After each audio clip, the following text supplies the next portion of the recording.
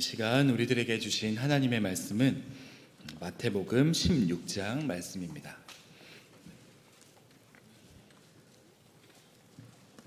마태복음 16장 13절에서 20절까지 말씀인데요. 우리 조금 길지만 우리 한 목소리로 천천히 읽어보도록 하겠습니다. 예수께서 빌립보 가이사랴 지방에 이르러 제자들에게 물어 이르시되 사람들이 인자를 누구라 하느냐? 이르되 더러는 세례 요한, 더러는 엘리야, 어떤 이는 에레미야나 선지자 중에 하나라 하나이다. 이르시되 너희는 나를 누구라 하느냐? 시몬 베드로가 대답하여 이르되 주는 그리스도시요 살아계신 하나님의 아들이니시이다. 예수께서 대답하여 이르시되 바요나 시몬아 내가 복이 있도다. 이를 내게 알게 한 이는 혈육이 아니요 하늘에 계신 내 아버지시니라. 또 내가 내게 이르노니 너는 베드로라. 내가 이 반석 위에 내 교회를 세우리니 음부의 권세가 이기지 못하리라.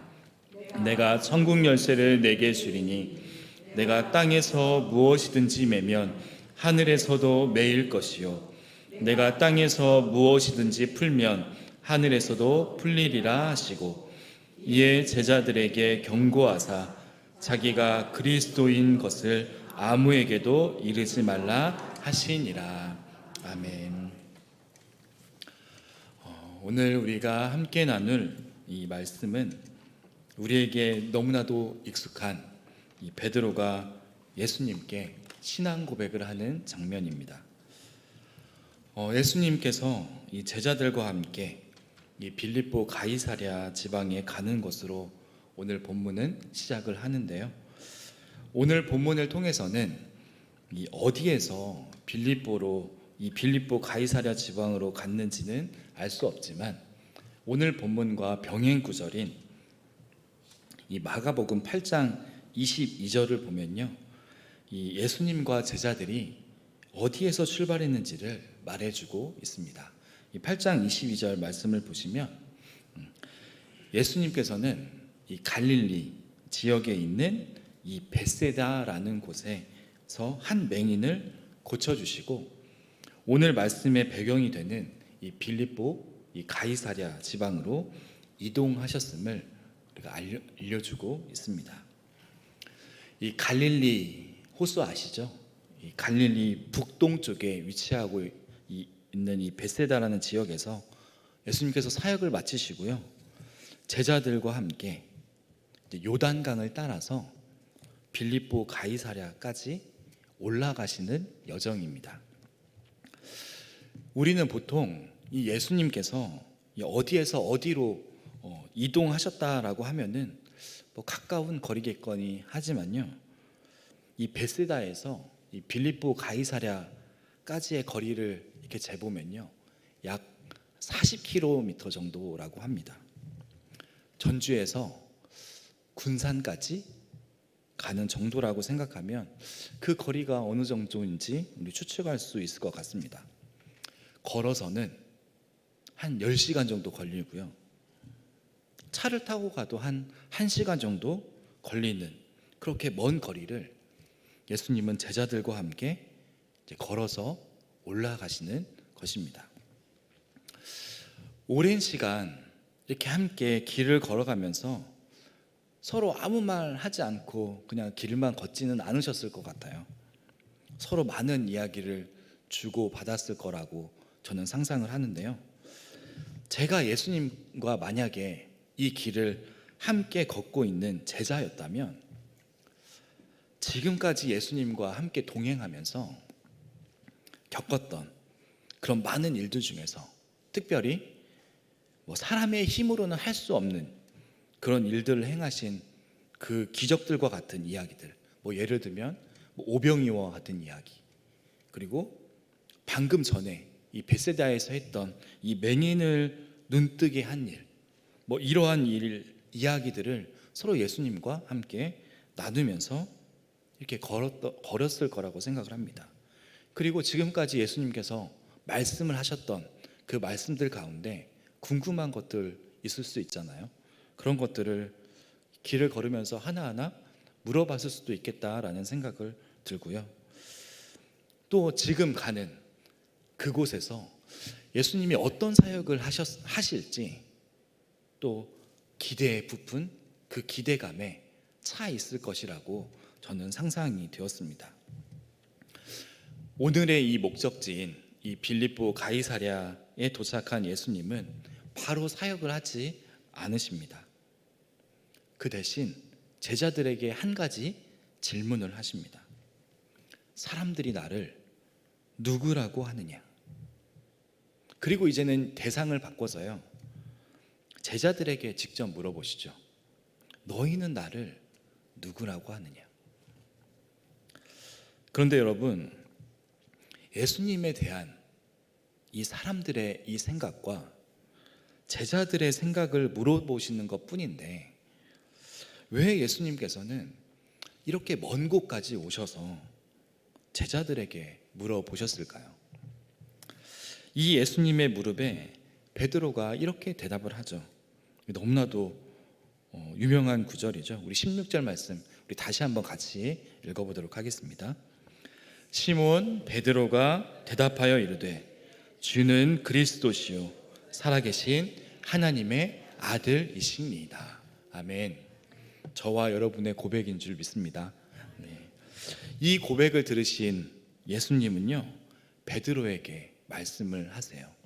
우리 17절과 18절 말씀도 다시 한번 읽어볼까요?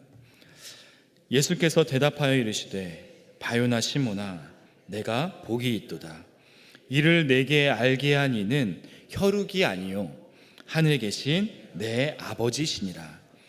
또 내가 내게 이르노니 너는 베드로라. 내가 이 반석 위에 내 교회를 세우리니 음부의 권세가 이기지 못하리라. 아멘. 예수님은요, 이 베드로의 고백이 너무나도 마음에 드셨던 것 같습니다. 우리 이 시간 이 베드로의 고백을 통해서 교회를 세우신다고 약속하신 이 예수님께서 지금 이 땅의 교회들을 향해 그리고 우리 교회를 향해 품으신 그 간절한 소망이 무엇일까? 제가 묵상한 내용을 여러분들과 함께 나누는 귀한 시간이 되었으면 좋겠습니다. 먼저 오늘의 이 말씀의 배경이 되는 이 빌립보 이 가이사랴는 저에게도 참 특별한 곳입니다. 제가 이제 신대원을 졸업할 그 해에 이제 이스라엘의 이 성지를 답사하는 가운데에서요, 모든 곳이 다 중요한 곳이었지만 그 중에서도 저에게 인상 깊었던 곳 중에 한 곳이 바로 이 빌립보 가이사랴입니다. 이 성지를 이스라엘을 다녀온 이 경험이요, 제가 말씀을 연구하고 또 설교를 준비하는 저에게 참 많은 인사이트를 주고요, 또 말씀을 준비하면서 제가 그때 벌써 한 5, 6년 됐더라고요. 그때 찍었던 사진들도 다시 보고 또 그때 했던 질문들, 생각들도 다시 한번 떠올려보는 참 좋은 시간이었던 것 같습니다. 이스라엘 북쪽 최북단에 있는 이 단 지역을 이제 돌아보고 이제 가이드를 해주시는 이 선교사님께서 그 다음 목적지가 베드로가 신앙 고백을 했던 이 빌립보 가이사랴라는 이 말에 참 많은 기대를 했던 것 같습니다. 그리고 이 기대와 더불어서 이런 질문이 저에게 들었어요. 도대체 그곳이 어떤 곳이기에 예수님은 그곳에서 이 제자들의 이 고백을 듣기 원하셨을까? 왜 예수님께서 이렇게 먼 곳까지 40km 정도를 10시간 넘게 걸어오셔서 베드로에게 이 고백을 들으셨고 또 교회를 세우시겠다고 그런 약속을 하셨을까? 이 질문은요, 예수님께서 사역을 하시면서도 충분히 물어보셨을 법한데 오히려 더 낭만적이고 또 더 아름다운 곳도 있었을 텐데 왜 하필 이 빌립보 가이사랴라는 곳까지 오셔서 꼭 물어보셔야만 하셨을까? 진짜로 어떤 특별한 이유라도 있었던 것일까? 뭐 등등 많은 질문들이 떠올랐던 것 같습니다. 이제 뭐 이런저런 생각을 하는 가운데 드디어 이제 목적지에 도착을 하게 되었습니다. 사진 한번 보여주시겠어요? 여러분 이 사진 어떠신가요? 이 환경이, 이 배경이. 저는요 이 베드로의 고백이 묻어 있어서 그런지는 몰라도 이 빌립보 가이사랴 여기가요 너무나도 평화로운 장소였던 것 같습니다. 보이시겠지만 돌로 이루어진 뒤에 산과 또 그 밑에는 이 물이요 성경에서 읽어보셨듯이 헤르몬 산에서부터 쭉 흘러서 내려오는 그러한 요단강의 근원이 되는 그 물이 그 옆에 잔잔하게 흐르고 있었고 또 그 길 옆에는요 그 강 옆에는요 산책할 수 있는 길이 쭉 있어서 너무나도 한적하고 조용한 공원에 와 있는 듯한 느낌이 들었습니다. 이렇게 아름다운 곳이기에 주님은 이곳에서 제자들의 그런 신앙 고백을 듣기 원하셔서 이렇게 멀리까지 오신 거구나 라는 생각이 들 정도로 참 이 경관이 너무나도 고요하고 아름다웠던 것 같습니다. 그런데요 이곳에 도착해서 가이드를 해주시는 선교사님의 설명을 듣고 그 평온함이 산산이 부서졌습니다. 다음 사진 한번 보여주시겠어요? 이 빌립보 가이사라는요 중요한 그리스 로마의 한 도시였다고 합니다. 구약 시대에는 이 지역에서 바알을 숭배했고 또 후에는 이교도인들인 시리아 사람들과 그리스 사람들이 이 지역에서 살았다고 해요. 그리스인들은요 이 판이라는 다산의 신을 숭배했는데요 지금 보고 계신 이 곳이 판신을 숭배하는 곳이라는 설명을 제가 듣게 되었습니다. 동굴처럼 다 굴을 파서 그곳에서 신을 숭배하는 것이죠. 다음 사진도 한번 보여주세요. 보이실지는 모르겠지만 아까는 좀 큰 굴이었죠. 지금은 조금 작은 굴들이 이제 이 산의 곳곳에 이렇게 파져 있는데 이것은요 이 또 다른 이교들의 신들을 숭배하는 크고 작은 굴이었습니다. 심지어 여기에 보니까요 이 로마의 황제 아우구스투스를 숭배하는 신전도 있었고요 제우스를 숭배하는 신전이 있었던 장소가 바로 예수님께서 제자들의 신앙 고백을 들었던 빌립보 가이사랴라는 지역이라는 것입니다. 우리 마지막 사진 한번 보여주시겠어요? 여기는 그곳에 있었던 그림인데요 판신을 숭배하는 땅, 그들에게는 성지겠죠. 그 당시의 모습을 이제 상상해서 그려놓은 그림입니다. 굴 앞에 이제 신전을 지어놓은 모습이죠. 우리 사랑하는 여러분, 이교도 사람들이 자신이 믿고 있던 신을 숭배하던 곳, 그리고 수많은 신들이 모여있는 집합소가 바로 빌립보 가이사랴입니다. 그곳에서 주님은 그리스도이십니다. 주님은 살아계신 하나님의 아들입니다. 이러한 이 베드로의 고백을 주님이 들었을 때 예수님은 얼마나 기쁘셨을까요? 헛된 우상들 앞에서 당신이 진정한 하나님의 아들이라는 그리스도라는 그 고백을 하는 베드로가 얼마나 사랑스러우셨을까요? 베드로의 신앙 고백을 들으신 예수님께서는 이렇게 말씀하시죠. 좀 전에 읽었지만 18절 말씀을 보시면 또 내가 네게 이르노니 너는 베드로라 내가 이 반석 위에 내 교회를 세우리니 음부의 권세가 이기지 못하리라. 베드로의 고백을 들으신 예수님께서는 처음으로 이 교회라는 단어를 사용하시면서 내 교회를 세울 것이라고 말씀하셨습니다. 예수님은 교회를 세우시면서 가장 먼저 교회가 이 고백을 담고 있기를 저는 소망하셨던 것 같습니다. 주님은 그리스도이십니다. 주님은 하나님이십니다. 주님은 우리의 주인이십니다. 주님께서 소망하시는 교회는 이렇게 고백하는 사람들이 모여있는 공동체라는 것이죠. 여러분, 그런데 특별한 것은요, 예수님께서 교회를 세우시겠다고 하신 그 약속이 이렇게 많은 우상들이 즐비한 그 한 가운데에서 전해졌다는 사실이죠. 이것을 제가 묵상하면서 한 가지 떠오르는 생각이 있었습니다. 예수님의 말씀처럼 이 땅에 세워진 이 교회들 역시도 세상 사람들이 헛되게 섬기는 그 많은 우상들 한가운데 이 교회가 세워져 있다는 것입니다. 우리가 그 세상 한가운데서 주님의 그 몸된 교회를 이루며 살아가고 있다는 사실이 제 머리를 스쳐 지나가게 되었습니다. 여러분, 전통적으로 교회는요, 하나님께 부름받은 하나님의 백성들의 모임이라고 정의를 합니다.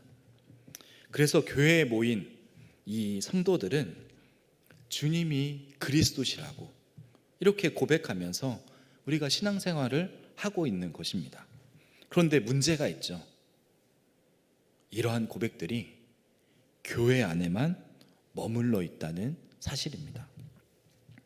세상 사람들이 믿고 있는 신, 그것이 다른 이방신일 수도 있고 자신이 신일 수도 있고 돈이나 권력이 참 신이라고 말하는 이 세상 한가운데서 우리의 고백, 주님은 그리스도이시고 지금도 살아계신 하나님의 아들이라는 이 고백이 교회에서 그리고 삶에서 흘러나와야 하는데, 우리의 현실은 너무 이 교회 안에서만 이 고백을 하고 있지는 않은가 하는 것입니다.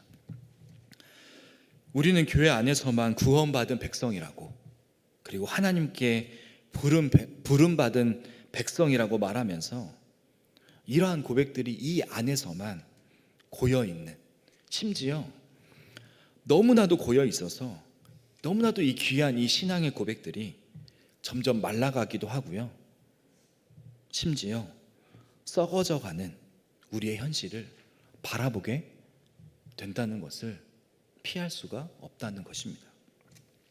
사랑하는 여러분, 우리의 이 고백은 이제 교회 밖으로 흘러가야 될 줄로 믿습니다.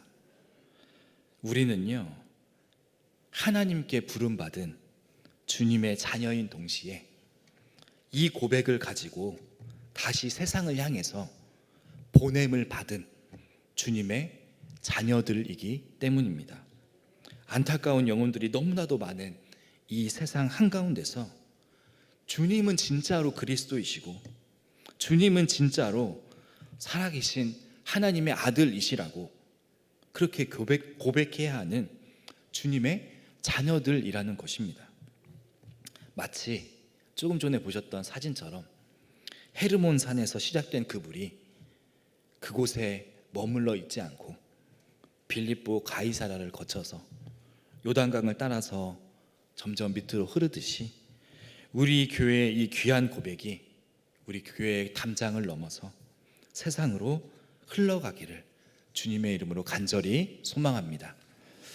주님께서 제자들과 함께 그렇게 멀리 있는 이 빌립보 가이사랴까지 가셔서 그 고백을 들어야만 했던 이유가 바로 여기에 있다고 저는 생각을 합니다.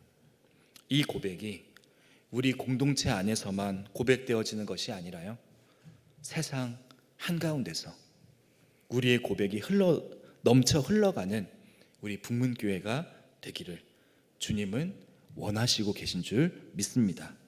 헛되게 믿는 신들이 즐비한 그 가운데 내가 믿고 있는 그 예수님이 우리를 구원할 진짜 그리스도이시고 진짜 살아계신 하나님의 아들이시라고 고백하는 교회가 되기를 간절히 원합니다. 이 빌립보 가이사랴에서의 이 베드로의 고백이 우리의 고백이 되고 그 고백이 우리 교회에만 머물러 있는 것이 아니라 우리의 모습으로, 우리의 삶으로 그렇게 나타나고 증거되는 삶의 고백이 되시기를 주님의 이름으로 간절히 소망합니다.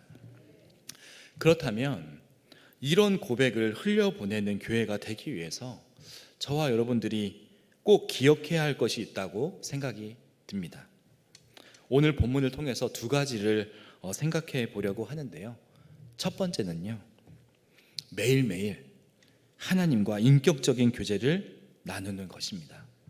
오늘 본문을 다시 한번 살펴보도록 하겠습니다. 16절 말씀 보여주세요. 예수님은 이 빌립보 가이사랴에 도착해서 제자들에게 물어보시죠.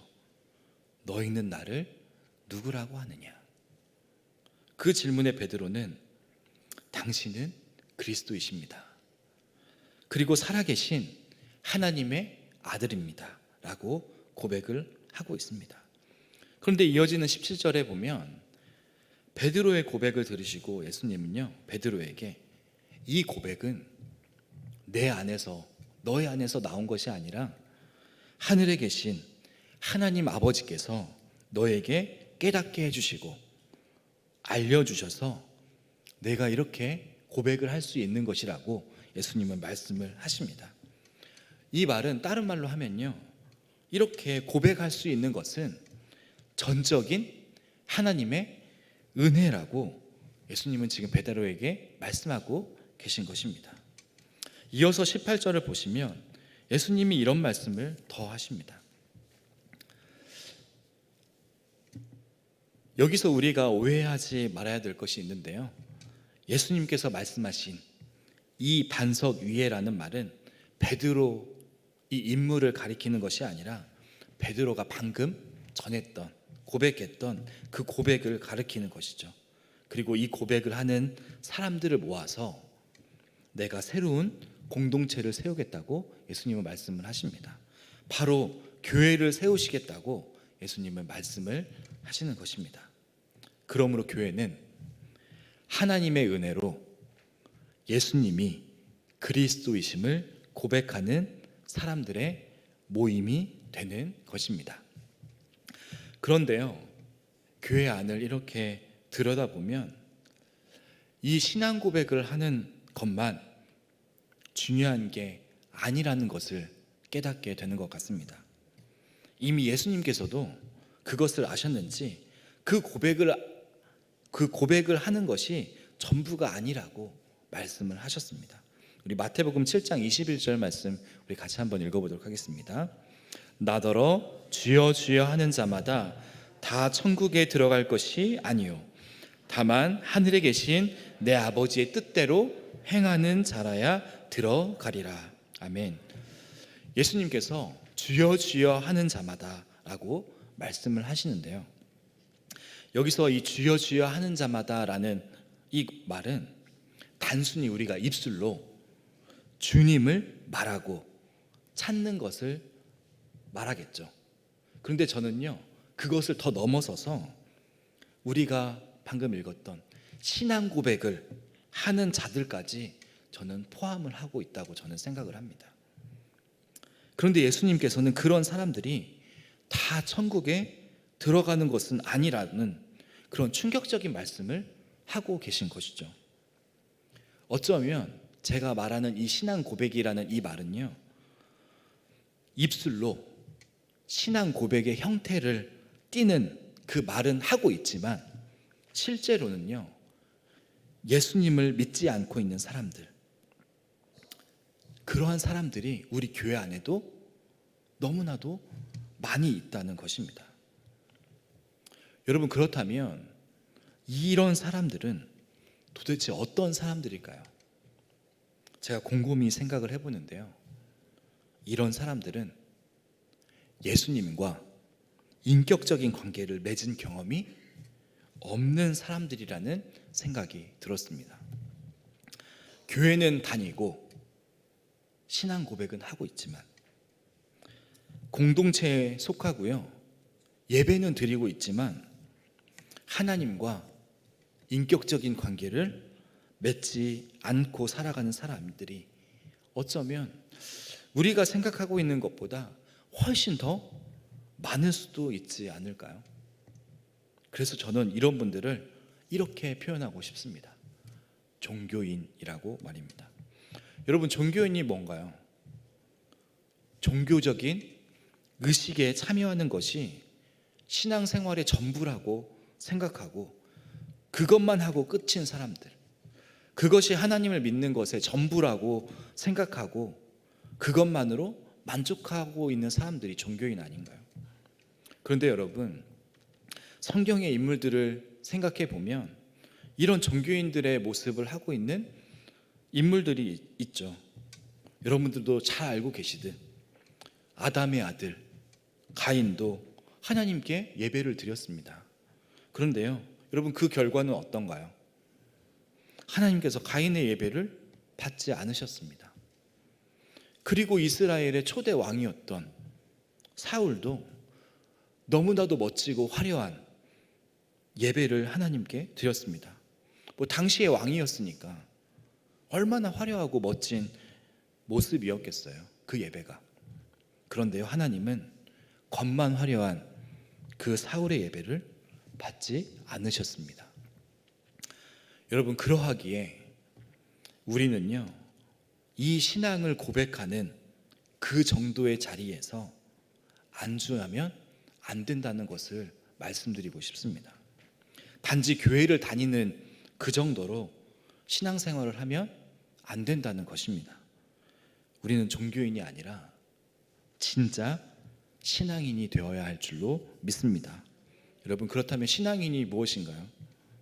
종교의식에만 참여하는 사람이 아니라요, 그것에만 만족하는 사람이 아니라 주어진 우리의 일상 가운데서 매 순간 하나님의 말씀에 귀를 기울이고 하나님과 교제하는 사람, 그 사람이 진짜 신앙인 아닌가요? 하나님을 의지하고 하나님의 뜻에 따라서 순종하며 살려고 몸부림치고, 그런 사람이 바로 신앙인이라는 것입니다.